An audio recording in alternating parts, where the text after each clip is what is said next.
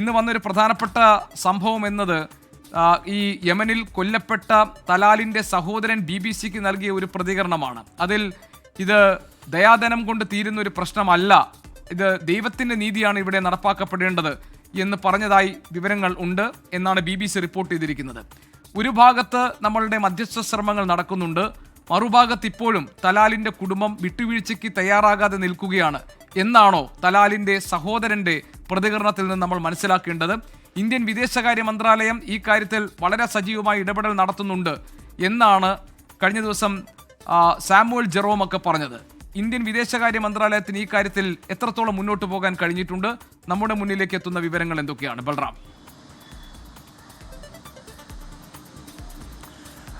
GK, ഇതുവരെയും നടന്ന ചർച്ചകൾ ഒരു പരിധിവരെ വിജയിച്ചു എന്ന് പറയാം. അതാണ് ഇന്ന് നടക്കാനിരുന്ന നിമിഷപ്രിയയുടെ വധശിക്ഷ നീട്ടിവെക്കാൻ ഇടയാക്കിയിരിക്കുന്നത്. എങ്കിൽ പോലും ഇനിയും ഒട്ടേറെ കടമ്പകൾ നിമിഷപ്രിയയെ രക്ഷിക്കേണ്ടതിനായി ബാക്കിയുണ്ട്. അതിലേറ്റവും പ്രധാനം ഈ കൊല്ലപ്പെട്ട യമൻ പൗരൻ തലാൽ അബ്ദുമഹദിയുടെ കുടുംബാംഗങ്ങൾ നിമിഷപ്രിയയ്ക്ക് മാപ്പ് നൽകുക എന്നുള്ളതാണ്. അത് ദയാധനം സ്വീകരിച്ചോ അല്ലാതെയോ മാപ്പ് നൽകണോ എന്ന് തീരുമാനിക്കേണ്ടത് അവർ തന്നെയാണ്.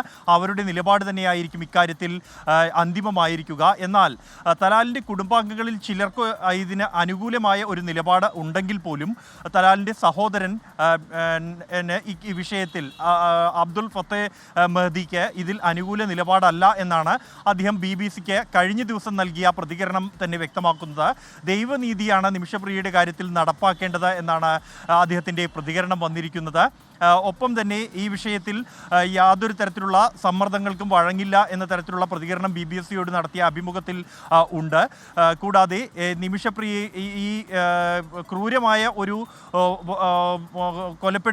ആണ് തൻ്റെ സഹോദരനെ കൊലപ്പെടുത്തിയത്. അതിലും ക്രൂരമാണ് പിന്നീട് നീതി ലഭിക്കാൻ എടുത്ത ഈ കാലതാമസമെന്നും ആ പ്രതികരണത്തിലുണ്ട്. ഇതോടൊപ്പം തന്നെയാണ് ഈ വധശിക്ഷ നീട്ടിവെച്ചതിന് ശേഷം പിന്നീട് അദ്ദേഹം സ്വന്തം ഫേസ്ബുക്ക് പേജിൽ നടത്തിയ പ്രതികരണത്തിലും ഈ അദ്ദേഹവുമായി അന്വയ ചർച്ചകൾക്കായുള്ള ശ്രമം നടക്കുന്ന കാര്യം നേരിട്ടല്ലാതെ സ്ഥിരീകരിക്കുന്നുണ്ടെങ്കിൽ പോലും യാതൊരു തരത്തിലുള്ള അനുരഞ്ജന ചർച്ചകൾക്കും വഴങ്ങില്ല എന്നാണ് ഫേസ്ബുക്ക് പോസ്റ്റിൽ ഈ ഫത്തേ മെഹദി കുറിച്ചിരിക്കുന്നത്.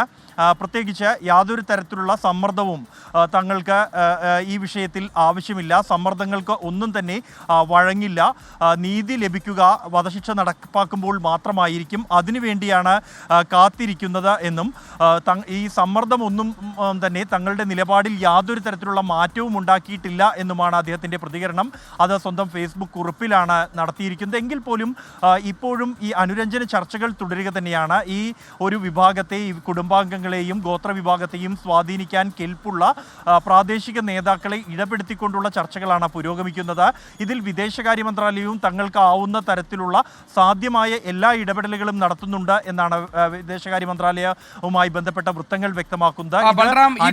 സുപ്രീം കോടതിയിൽ വന്നപ്പോൾ അറ്റോർണി ജനറൽ ഒരു ഓറൽ സബ്മിഷനായി പറഞ്ഞത് വിദേശകാര്യ മന്ത്രാലയത്തിന് ചില പരിമിതികളുണ്ട് ഈ കാര്യങ്ങളിൽ ഇടപെടുന്നതിന്. കാരണം അത് ഹൂതി ഭരണ പ്രദേശത്താണ് ഇപ്പോൾ നിമിഷപ്രിയ ജയിലിൽ കഴിയുന്നത്. അതുകൊണ്ട് തന്നെ ആ ഭരണകൂടവുമായി ഒരു നയതന്ത്ര തലത്തിലുള്ള ഒരു ഇടപെടൽ ഏറെക്കുറെ അസാധ്യമോ അതല്ലെങ്കിൽ വളരെ ക്ലേശകരമോ ആണ് എന്ന നിലപാട് സ്വീകരിച്ചു. പക്ഷേ മറ്റു ചില വഴികൾ നോക്കുന്നുണ്ട്, കാര്യങ്ങളൊന്നും ഇപ്പോൾ പറയാൻ പറ്റുന്നൊരു ഘട്ടമല്ല എന്നായിരുന്നു അറ്റോർണി ജനറൽ ഒരു ഓറൽ സബ്മിഷനായി സുപ്രീം കോടതിയുടെ മുന്നിൽ അവതരിപ്പിച്ചത്. അതിനുശേഷം കാര്യങ്ങൾ കുറെ കൂടി മുന്നോട്ട് പോയിട്ടുണ്ട്, അതിലൊരു പുരോഗതി ഉണ്ടായിട്ടുണ്ട് എന്ന് നമുക്ക് ഈ മണിക്കൂറിൽ പറയാൻ കഴിയും. ഇപ്പോൾ തലാലിൻ്റെ സഹോദരൻ്റെ പ്രതികരണം അതൊട്ടും അനുകൂലമല്ല ഈ വിഷയത്തിൽ, എന്നാലും നമുക്ക് പ്രതീക്ഷിക്കാവുന്ന തരത്തിൽ ചില നീക്കങ്ങൾ നടത്താൻ കഴിഞ്ഞിട്ടുണ്ട് എന്ന് വിലയിരുത്താമോ? GK, ഈ വിഷയത്തിൽ നേരത്തെ സുപ്രീം കോടതിയിൽ അറ്റോർണി ജനറൽ ഓറൽ സബ്മിഷൻ നടക്കുന്ന ഘട്ടത്തിൽ നിമിഷപ്രിയയുടെ വധശിക്ഷ മാറ്റിവെക്കാനുള്ള തീരുമാനം എടുത്തിട്ടില്ല. ആ ഘട്ടത്തിൽ തന്നെ ഇടപെടലുകളെങ്കിലും ആരംഭിച്ചിരിക്കുന്നു.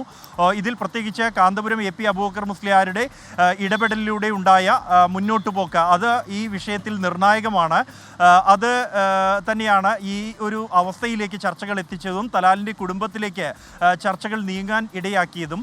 അതേസമയം ഈ ചർച്ചകളിൽ, അതായത് അതായത് പ്രാദേശിക നേതാക്കൾ, മത പണ്ഡിതർ അടക്കം ഉൾപ്പെടുന്ന ഈ ചർച്ച അതൊരു വലിയ ഒരു ചർച്ചയാണ്. ഒന്നിലേറെ കേന്ദ്രങ്ങൾ ഉൾപ്പെട്ട ഒരു ചർച്ചയാണ്. അതിൻ്റെ ഭാഗമായി വിദേശകാര്യ മന്ത്രാലയവുമായി ബന്ധമുള്ള അല്ലെങ്കിൽ വിദേശകാര്യ മന്ത്രാലയത്തിന് വേണ്ടി ഇടപെടുന്ന 2 യമൻ പൗരന്മാരും ഉൾപ്പെടുന്നു എന്നാണ് വിദേശകാര്യ മന്ത്രാലയ വൃത്തങ്ങൾ അറിയിക്കുന്നത്.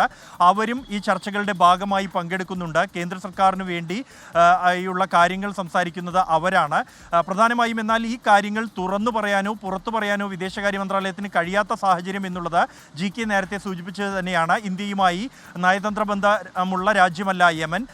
എംബസി ഇല്ല, മറ്റ് കോൺസുലേറ്റോ മറ്റോ ഇല്ല. ഒപ്പം തന്നെ ഇന്ത്യക്കാർ യമനിലേക്ക് യാത്ര ചെയ്യാൻ പോലും കഴിയാത്ത സാഹചര്യമുണ്ട്, പണം അയക്കാൻ കഴിയാത്ത സാഹചര്യമുണ്ട്. ഇത്രത്തോളം നിൽക്കുന്ന ഒരു സാഹചര്യത്തിലാണ് അനൗപചാരികമായ ഇടപെടലുകൾ മാത്രം സാധ്യമായി വരുന്നത്. അത്തരത്തിലുള്ള ശ്രമങ്ങളാണ് ഇപ്പോൾ പുരോഗമിച്ചുകൊണ്ടിരിക്കുന്നത്. ഇന്ത്യക്ക് ഔപചാരികമായ ഇടപെടലുകൾ മാത്രമാണ് നിലവിലെ സാഹചര്യത്തിൽ സാധ്യമായിട്ടുള്ളത്. അതിനെത്രത്തോളം ചെന്നെത്താമോ അതിലേക്കുള്ള നീക്കങ്ങൾ നമ്മൾ തുടങ്ങിക്കഴിഞ്ഞിട്ടുണ്ട്.